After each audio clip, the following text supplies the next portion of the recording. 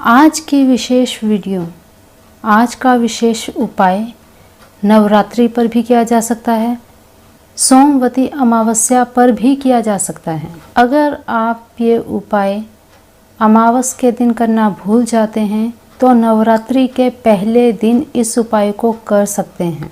उपाय किस तरह से है और क्या विशेष इससे आपको लाभ मिलने वाला है, चलिए बात कर लेते हैं। हत्था जोड़ी नाम आपने सुना ही होगा, बहुत ही दुर्लभ एक वस्तु है, एक जड़ है। ये विरूपा पौधे की किसी जड़ में ही पाया जाता है। इसके 2 खंड होते हैं जो आपस में जुड़े रहते हैं। हर खंड के ऊपरी सिरे पर 5-5 उंगलियों की आकृति सी होती है। कुल मिलाकर देखने पर यह एक जोड़ी जैसी दिखाई देती है, जैसे कोई हाथ जोड़े हुए हों। यह पेड़ ज़्यादातर एमपी साइड में ही जंगलों में पाया जाता है। एक चीज़ यहाँ पर ध्यान देने वाली है कि हर विरूपा पौधे की जड़ में हत्था जोड़ी नहीं होती है। ये किसी पेड़ की जड़ में ही मिलती है, इसीलिए इसे दुर्लभ कहा जा सकता है। ये बहुत आसानी से नहीं मिलता है। अगर ये हमें मिल जाती है, किस तरह से इसे हमें अपने पास रखना चाहिए, कैसे इसे सिद्ध करना चाहिए, चले जान लेते हैं। वैसे तो दीपावली और नवरात्रि पर इसका पूजन करना बहुत ही श्रेष्ठ रहता है। जैसा कि अब दीपावली तो बहुत दूर है और ये सोमवती अमावस्या है तो बहुत ही विशेष है, क्योंकि 2021 में सोमवती अमावस्या एक ही बार है, तो अपने आप में ही विशेष है। तो इस समय में भी आप ये उपाय कर सकते हैं। अगर आप अमावस्या में नहीं कर पाएँ तो आप नवरात्रि के पहले दिन कर सकते हैं। पहली नवरात्रि 13 तारीख को पहली नवरात्रि है, वैसाखी भी है और साथ ही साथ संक्रांति भी है।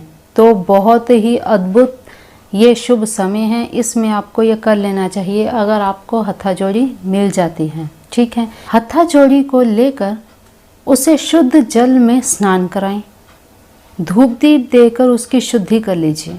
स्क्रीन पर एक मंत्र दिया जा रहा है, इस मंत्र का जाप करते हुए चांदी की डिब्बी में थोड़ा सा सिंदूर, थोड़ा कपूर, कुछ लौंग साथ में रखें और इस मंत्र का जाप करते हुए इस हत्था जोड़ी को मंदिर में रखें, रखा रहने दीजिए। नवरात्रि के पूरे दिन मंदिर में रखा रहने दीजिए।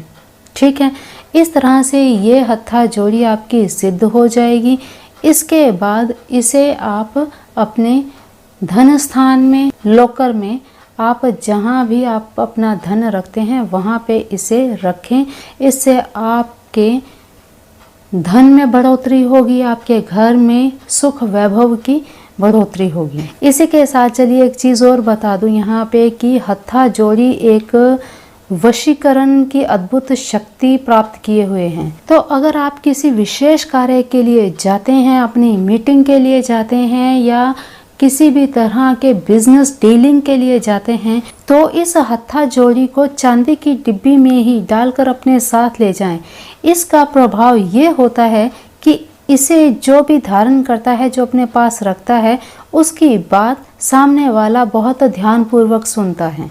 और अगर कोई आपका विरोधी है तो वो आपके अनुकूल हो जाएगा और आप उसे परास्त करने में सफल रहेंगे।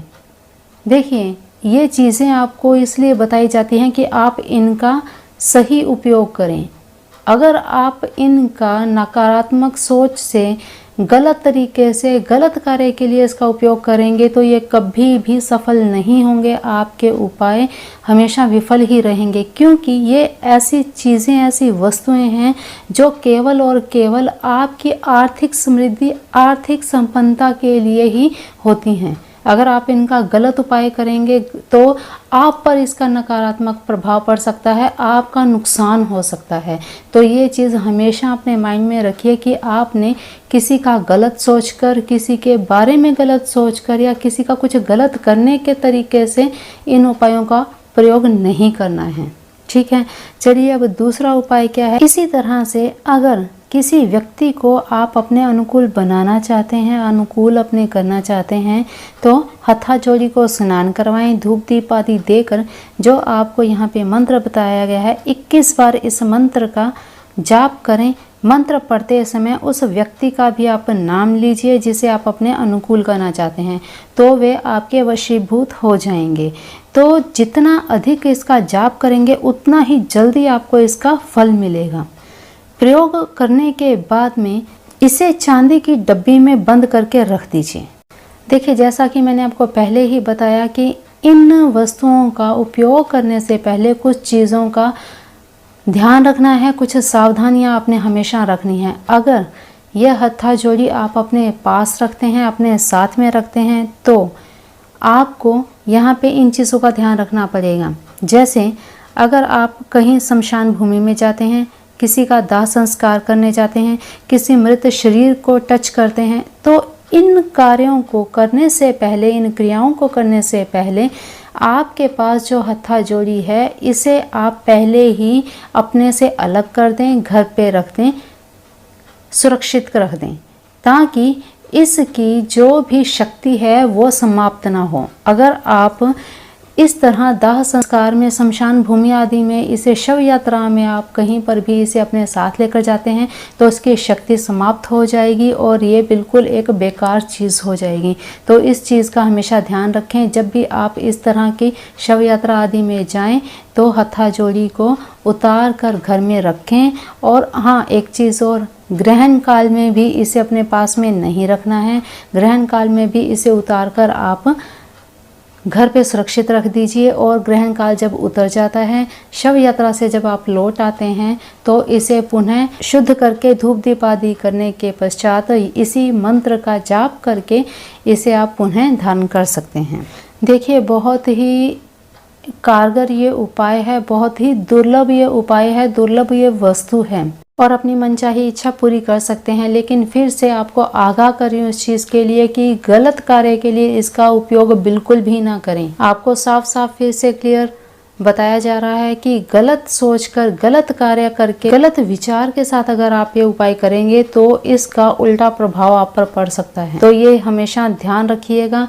उपाय करने से पहले किसी के प्रति आपने नकारात्मक नहीं सोचना है, किसी के प्रति गलत करने का सोच करके इस उपाय को बिल्कुल भी नहीं करना है। हत्था जोड़ी के ऊपर 10 तरह के और भी उपाय हैं